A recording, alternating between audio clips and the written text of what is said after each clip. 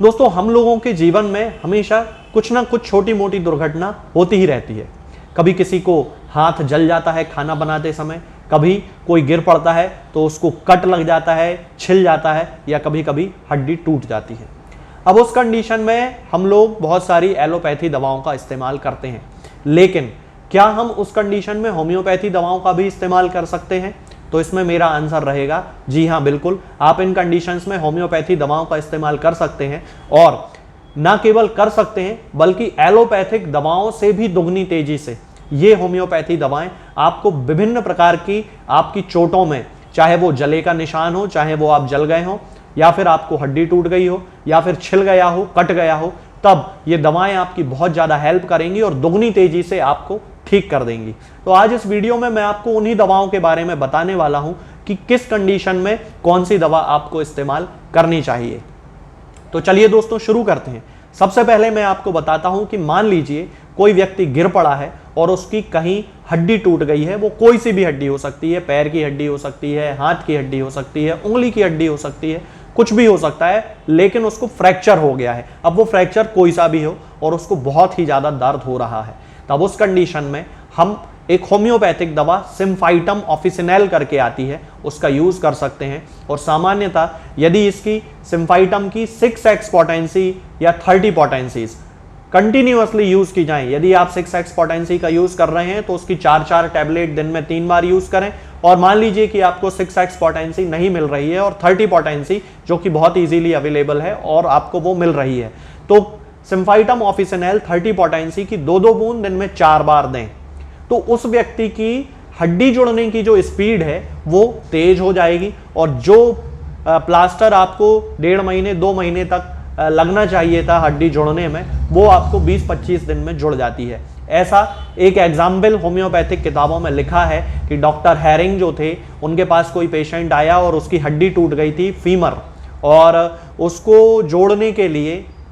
उन्होंने सिम्फाइटम उस समय उनके पास 4 पोटेंसी में रखी हुई थी, तो उन्होंने उस 4 पोटेंसी का यूज किया और 20 दिन में उसकी हड्डी जुड़ गई। तो सिम्फाइटम हड्डी कहीं भी यदि टूट जाती है, कहीं भी यदि फ्रैक्चर हो जाता है, तो उसको जोड़ने के लिए होम्योपैथी की सबसे बेस्ट मेडिसिन मानी जाती है। इसके साथ ही दूसरी मेडिसिन के रूप में होम्योपैथी में कैलकेरिया फॉस का यूज किया जाता है, और कैलकेरिया फॉस चूंकि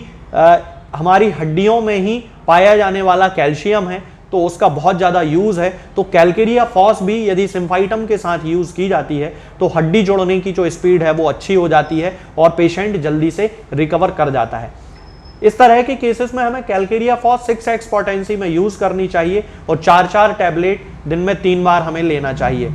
यदि 3x पोटेंसी भी अवेलेबल है, 6x नहीं मिल रही है, तो 3x पोटेंसी का भी यूज़ किया जा सकता है कैलकेरिया फॉस की, और उसकी भी 4 टैबलेट दिन में 3 बार हम इस्तेमाल कर सकते हैं। मान लीजिए कि घर की महिलाएं रसोई में काम कर रही हैं और उनको एकदम से हाथ उनका कट गया, या फिर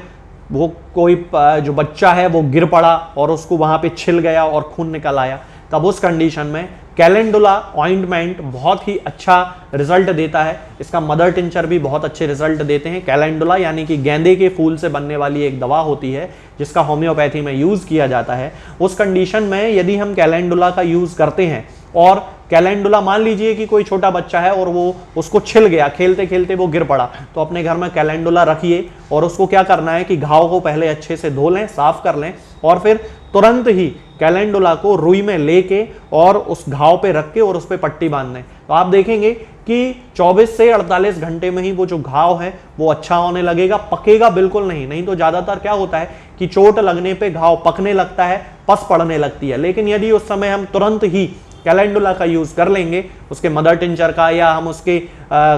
उसके ऑइंटमेंट का भी यूज कर सकते हैं। अब मान लीजिए कि आपको चोट लगी है तो कैलेंडुला का मदर टिंचर लगाएंगे तो हो सकता है थोड़ी बहुत जलन पड़े, तो फिर आपको उसमें क्या करना है कि 1 चम्मच पानी में 20 बूंद कैलेंडुला का मदर टिंचर मिला लेना है, तो वो थोड़ा सा डाइल्यूट हो जाएगा, और फिर उसमें कॉटन भिगो के यदि हम लगाएंगे तो भी वो बिल्कुल वही रिजल्ट देगा, बस आपको जलन नहीं करेगा। इस कंडीशन में हम कैलेंडुला का ऑइंटमेंट भी यूज कर सकते हैं। ऑइंटमेंट मतलब कैलेंडुला क्रीम आती है होम्योपैथी में, उस क्रीम का भी इस्तेमाल कर सकते हैं। कहीं भी आपको चोट लगे, किसी एंटीसेप्टिक दवा को लगाने की जरूरत नहीं है। बस कैलेंडुला का ऑइंटमेंट अपने घर पे हमेशा रखिए, और यानी कि कैलेंडुला की क्रीम हमेशा अपने घर पे रखिए। और किसी को कहीं चोट लग जाए, हाथ कट गया, बच्चा कहीं से खेल के आया, ज्यादातर बच्चे स्कूल से आते हैं, खेलते कूदते रहते हैं और उनको चोट लग जाती है, कोहनी में चोट लग गई, घुटने में चोट लग गई, छिल गया, कट गया, आप उस कंडीशन में कैलेंडुला का यूज करिए, आपको बहुत ही अच्छे रिजल्ट मिलेंगे। ये बहुत ही अच्छा नेचुरल एंटीसेप्टिक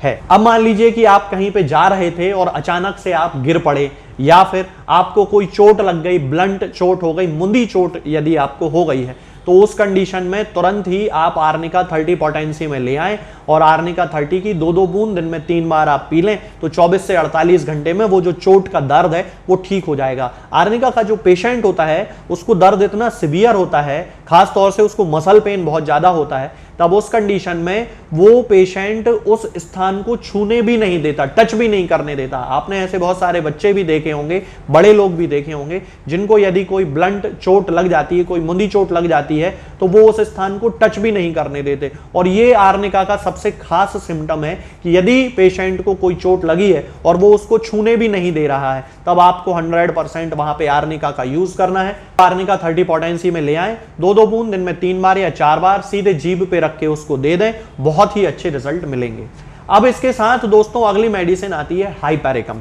यदि आप मेरे वीडियोस को देखते हैं तो आपने देखा होगा कि जब भी कभी नर्व इंजरी का कोई केस होता है, यानी कि नस में कोई चोट लग जाती है, तब उस कंडीशन में मैं हमेशा हाइपेरिकम के मदर टिंचर का यूज करने की सलाह देता हूं। अब वो नस कहीं की भी नस हो सकती है, उंगली की नस हो सकती है, नर्व हो सकती है, पैर की नर्व हो सकती है, कोई नर्व सुन्न पड़ गई हो, या स्पाइन की हो यानी कि रीढ़ की हड्डी की कोई नर्व हो और उसमें कोई चोट लग गई हो। ज्यादातर आपने देखा होगा स्लिप डिस्क के जो केसेस होते हैं, मैं उनमें हमेशा हाइपेरिकम का यूज करने की सलाह देता हूं। तो यदि इस तरह के कोई केसेस हैं जहां पे कि नर्व इंजरी हो गई है, मान लीजिए कि उंगली पूरी पिच गई, यानी कि बिल्कुल क्रश हो गई, वहां पे पूरी नसें जो थी, वो नर्व जो थी वो बुरी तरह डैमेज हो गई, तब उस कंडीशन में भी हाइपेरिकम का यूज हम कर सकते हैं। रीढ़ की हड्डी में यदि कोई चोट लग गई है और पैरों में नीचे झंझनी आने लगी है, सुन्नपन आने लगा है, और लेटरिन बाथरूम का तक जो है रास्ता जो है वो इनवॉल्यूंटरी होने लगा है, यानी कि पेशेंट को पता ही नहीं चल रहा है, तब उस कंडीशन में हाइपेरिकम का मदर टिंचर यूज किया जाता है।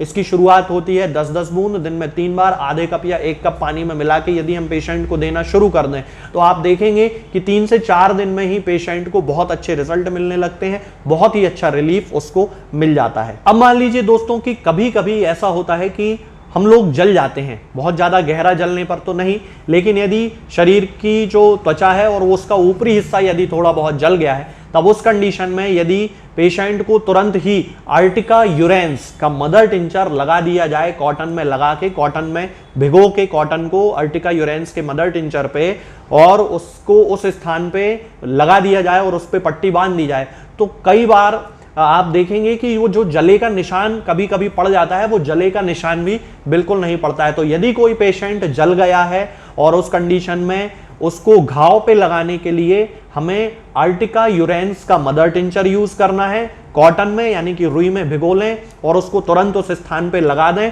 और उसको बांध दें, तो आप देखेंगे कि उसका जो जल गया था वो घाव बहुत जल्दी भर जाता है और जले का कोई निशान भी नहीं पड़ता है। अब यदि उस कंडीशन में पेशेंट को दर्द हो रहा है, तब आर्टिका यूरेंस की 30 पोटेंसी ले आएं और उसकी 2-2 बूंद दिन में 3 बार दें, तो जलने के कारण जो पेशेंट को दर्द हो रहा है वो भी पूरी तरह उसका वहां पे खत्म हो जाएगा। तो इन दवाओं का इस्तेमाल हम यूज कर सकते हैं विभिन्न प्रकार की चोटों में, गिरने पे या नर्व की इंजरी में या फिर जलने पे। इस तरह से हम होम्योपैथी दवाओं का इस्तेमाल इमरजेंसी केसेस में कर सकते हैं, तो उसमें हमें फिर एलोपैथी दवाओं की या एंटीसेप्टिक दवाओं का इस्तेमाल करने की हमें जरूरत नहीं पड़ेगी। आज के इस वीडियो में दोस्तों फिलहाल इतना ही। आगे के वीडियोस में हम बात करेंगे कुछ नई बीमारियों के बारे में और उनकी होम्योपैथिक दवाओं के बारे में। तब तक के लिए जय हिंद, जय भारत। दोस्तों, होम्योपैथिक दवाओं को खाने का सबसे अच्छा तरीका होता है कि हम हमेशा खाली पेट इन दवाओं को खाएं। जिन दवाओं को दिन में केवल एक बार खाना है, उन्हें सुबह खाली पेट खा लेना चाहिए, मुंह में अच्छे से कुल्ला करके, गार्गल्स करके मुंह को साफ कर लेना चाहिए और उसके बाद हमें होम्योपैथिक दवाई खा लेना चाहिए। जिन दवाओं को दिन में 2 बार या 3 बार या 4 बार खाना होता है, उन दवाओं को खाली पेट खाने का मतलब होता है कि हम उन दवाओं को खाने के लगभग आधे घंटे पहले या फिर 2 से ढाई घंटे बाद ही खाएं। और उस स्थिति में भी हमारे मुंह में किसी भी वस्तु का, किसी भी चीज का स्वाद नहीं होना चाहिए, ना ही हमारे मुंह में किसी भी चीज की